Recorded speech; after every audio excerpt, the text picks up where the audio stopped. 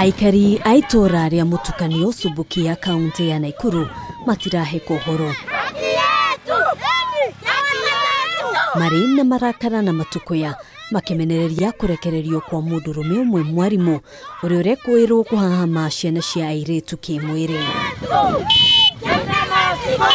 Giko kia ica ikuhi ni tariki 27 mweri muhituku kuria ahenereirie kairitu ka ukuru wa miaka 10 ka mwene mucii kuria akomborete nyumba na gukanyita kia hinya. Alitueleza vizuri vile ilivyofanyika tarehe 27 siku ilikuwa Jumatatu, na alipoletwa akasema vile huyu Jaina, hapa kwetu tumezoea kumuita Jaina, vile alienda akamkuta kwa bedroom yake akioga na akamshika akamuingiza vidole chini sehemu zake za siri.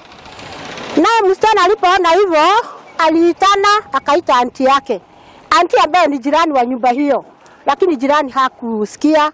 Thutha wa ndeto ici kubuka na mwikuirwo uyu guikio ngono aracokire kurekererio gukirikana ni areranire kuruta kimajika kia muigana wa shiringi 300,000 kuri aciari a kairitu gaka undu uria wabururite marakara ma Aikari a itura riri. Lakini mama mwenyewe alikuwa anataka kufichiria jambo hili kwa sababu ati kwamba yule mwenye kufanyia mtoto wake kitendo hiki cha unyama ambacho ni cha kumbaka na kumuingiza vidole kwenye sehemu za siri ni jirani yake na ni tenant wake ambaye amekuwa akitoa pesa nzuri za kukomboa nyumba. Sasa ikawa ni afichiliwe na hiyo mambo ifunikwe.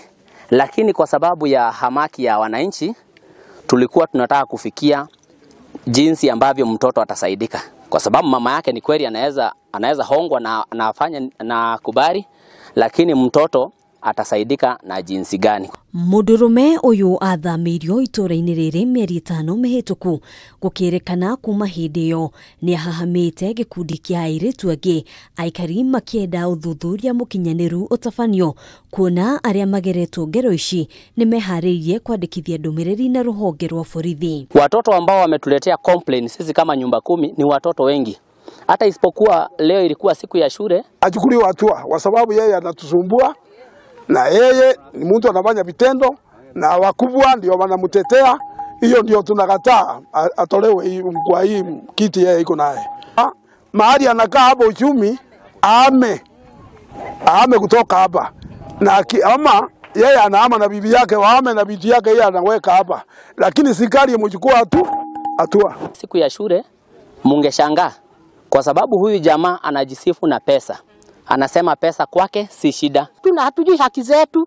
Sasa tunataka achukuliwe sheria ambayo itafanya hata hawa wengine wasa watoto wawili mtoto mmoja ajishike masikio hivi na ajue kuna sheria. Kama umeajiriwa ama hujaajiriwa ndio tuone haki ya watoto wetu.